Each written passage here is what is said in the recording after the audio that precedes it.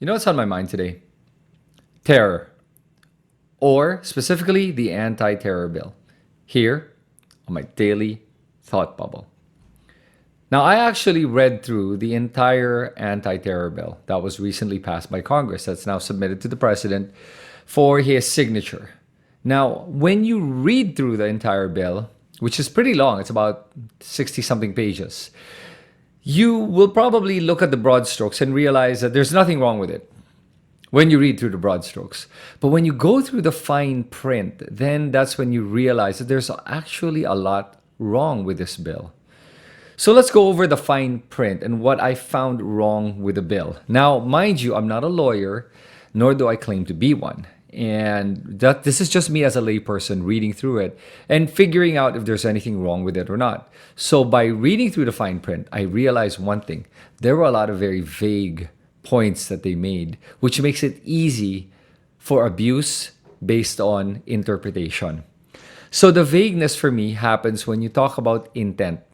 By the fact that you just have an intent, even if you don't act on it, you have an intent, you could get the courts or even the authorities to say that that's good enough.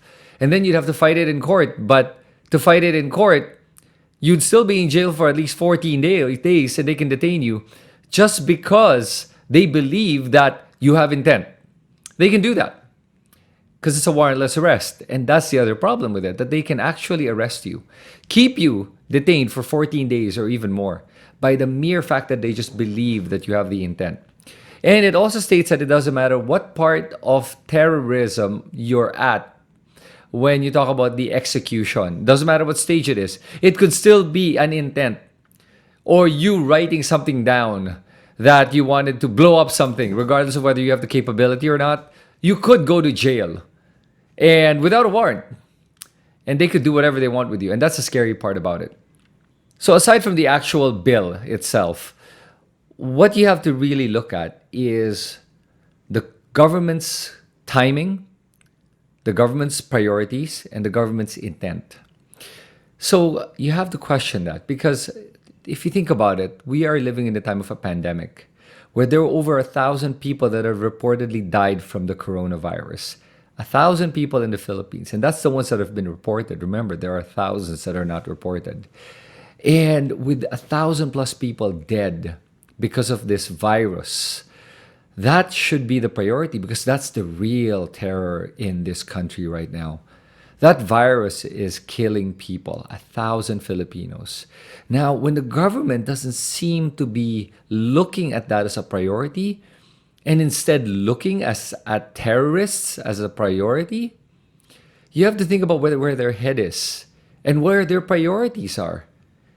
Because if your priority is really to save Filipinos and Filipinos from dying, then you would prioritize bills for this pandemic that would save us from this pandemic. But they're not doing anything like that. As a matter of fact, I think they're failing on the pandemic. And I think they're failing the Filipinos in terms of helping people deal with the pandemic. Now, you also have to look at the intent. The fact that this was rushed through Congress, prioritized, rushed, and practically shoved down our proverbial throats, that questions everything about what they intend to do with this law, that they're rushing it, that they're shoving it down our throats. And you have to think about that. When how many times have you seen Congress and this executive government take its time on things that they don't care about? They delay everything and they only prioritize things that they feel are important. And therefore, they feel like terrorism is a big threat right now. I wonder why. And then the question that begs to be answered is, who do they consider terrorists that they want to have this approved and signed into law right now? And also, you have to question how the government will use this law. Because if it was maybe a government that was more transparent, that has shown more justice or unbiased execution of the law, then maybe you may be able to say that the law is okay. Maybe. And I'm really stretching it. But the fact is, our government has historically shown time and again its willingness to weaponize the law to silence its critics and those that oppose it. Not only that, this government has also been shown to weaponize the law and abuse the interpretations of the law for its own political gains. They politicize the law and they use it against their own people. And that's the problem. They use it against us Filipinos. So it's quite surprising that even until now, there are still a lot of Filipinos that support this government. I don't think it's a majority, but there are still quite a few, which is still surprising because really, this is a government that has shown time and again that it is willing to use the law and interpret the law as it so wishes to be able to make it advantageous for its benefit. Not for the benefit of the people, but for its own selfish reasons.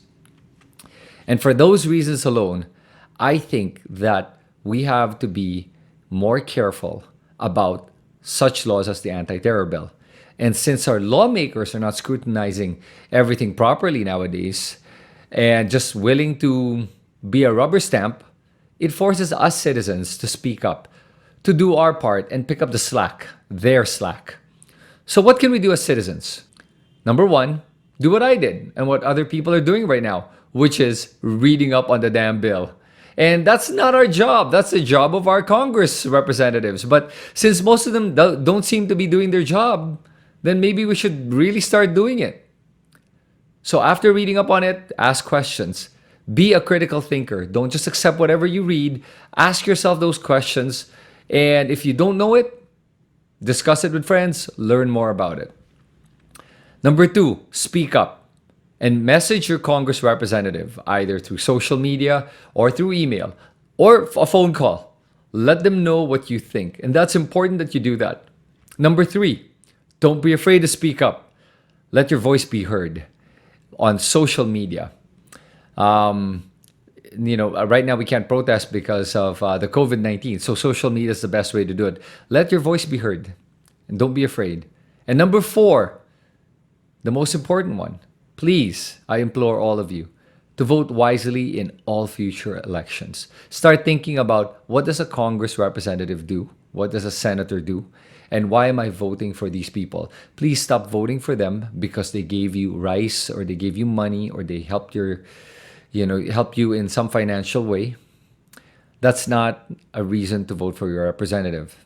It's nice, but it's not a reason to. You vote for your representative based on their ability to write laws, craft laws, and approve laws.